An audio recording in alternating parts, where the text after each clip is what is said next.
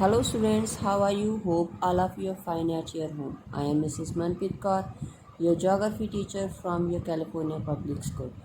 Yes, dear kids, today we have to start the 7th class next chapter number 4. Its name is Weather and the Climate. Chapter number 4, its name is Weather and the Climate. So what we have to discuss in this chapter? In this chapter we have to discuss about the elements of weather. Which elements we have to discuss? About the temperature, atmospheric pressure, humidity, precipitation, types of precipitation, winds, clouds, and different types of the clouds. So difference between the weather and the climate. So these topics we have to discuss in the chapter number 4. Its name is Weather and the Climate. So let me start.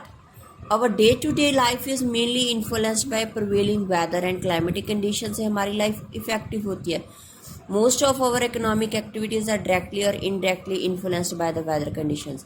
कि weather condition से जो हमारी daily routine life है, economic activities है, वो influence होती है, प्रभावित होती हैं. जो भी हम खाना खाते हैं, कपड़े पहनते हैं, जिस टाइप के हमारे हाउसेज हैं, all have to influenced by the weather. सभी का सभी के ऊपर इफेक्ट हमारे वेदर का पड़ता है. So what is a weather? Weather क्या है? What is a weather? Weather is defined as a condition of the atmosphere, definite place at a fixed time. Fixed time के ऊपर atmospheric conditions होना. जो weather है actually change होता रहता है hour to hour, day to day. Conditions of atmosphere with respect of its elements के according वो change होता रहता है. So that is called the weather. हमारे जो elements हैं, main elements हैं weather के, वो हमारे कौन से हैं? Temperature, atmospheric pressure, humidity, precipitation, winds and the clouds. So these are the elements of the weather. And these elements of weather can change at any time or cannot be generalized. किसी को नहीं पता कब ये change हो जाए. Immediately they have to be changed. So firstly we have to discuss about the temperature. Temperature, the sun of continuously radiating heat and light energies in all the directions. कहते हैं जो सन है वो कॉन्टीन्यूसली अपनी heats को radiate कर रहा है और एनर्जी को सभी डायरेक्शंस में, जिसे हम क्या कहते हैं? Solar radiations. What we have to called it? Solar radiations. So earth receive its heat from the solar radiations. जो अर्थ है अपनी हीट रिसीव करता है सोलर रेडिएशन से, जिससे surprise to learn the earth receive. Earth सिर्फ कितनी receive करते हैं? Only 1 unit. Just only 1 unit earth receive energy from the sun, जिसमें से 2 बिलियन यूनिट में से सिर्फ 1 यूनिट सन की एनर्जी का अर्थ के ऊपर पहुंचता है. नाउ यू कैन इमेजिन कि how much heat sun have in actual. The temperature of air जो फिक्स नहीं है, ये चेंजेस होते जाता है, प्लेस टू प्लेस नहीं, बट डे और नाइट में भी चेंजेस होता है. Season to season it also भी चेंजेस. वी नोट, हमें पता है कि जो डेज हैं वो हमारे वार्मर होते हैं, नाइट्स के कंपैरिजन समर्स हमारे हॉट होते हैं as compare to the winters. So it would be the change in the difference. So distribution of temperature वो भी हमारा यूनिफॉर्म नहीं है, वो हमारा डिपेंड है एटमॉस्फेयर के एक प्लेस के ऊपर. किसके ऊपर? इंसुलेशन कितनी हीट वो रिसीव कर रहा है, कौन से लैटिट्यूड पर है, हाइट कितनी है सी लेवल से, डिस्टेंसेस सी से कितना डिस्टेंस है, डायरेक्शन कौन सी है प्रिवेलिंग विंड्स की, नेचुरल वेजिटेशन वहाँ की कैसी है, ह्यूमिडिटी कितनी प्रेजेंट है एटमॉस्फेयर में, और हीटिंग और कूलिंग लैंड वाटर की, ये भी चीज़ें उस चीज़ के ऊपर इफेक्ट करते हैं एक टेम्परेचर के ऊपर.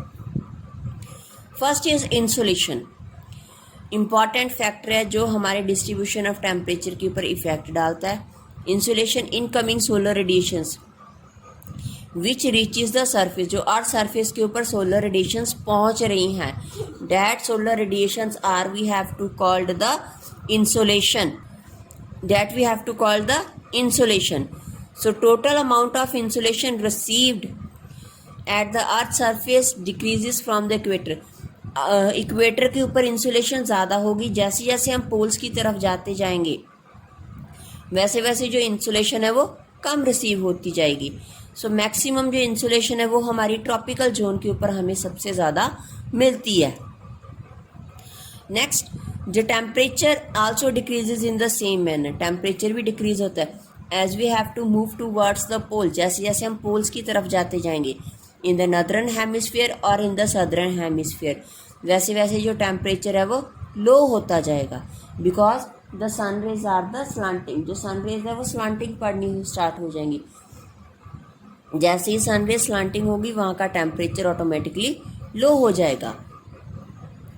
Polar regions experience the low temperature and these regions remain covered with the snow almost throughout the year. कहते पोलर रीजन्स में टेम्परेचर लो रहता है और वो हमेशा स्नो के साथ ही कवर्ड रहते हैं पूरा साल। Any abnormal increase or decrease in temperature can be harmful for survival. कहते अगर टेम्परेचर इंक्रीज हो रहा है ज़्यादा, जब ज़्यादा डिक्रीज हो रहा है तो अर्थ के ऊपर लाइफ के लिए पॉसिबल मतलब that is not the good, वो चीज़ अच्छी नहीं है। And also it will be difficult to grow crops in the very hot weather, और वेदर हॉट में क्रॉप्स को भी ग्रो करना बहुत ज़्यादा डिफ़िकल्ट है। सो what we have to discuss in today's video, we have to discuss about the weather, what is the weather and different elements of the weather. One element we have to discuss, that is the temperature. So hope all the students watch the video carefully, understand it. After watching the video you have to read this concept from your book also. So take care, bye bye.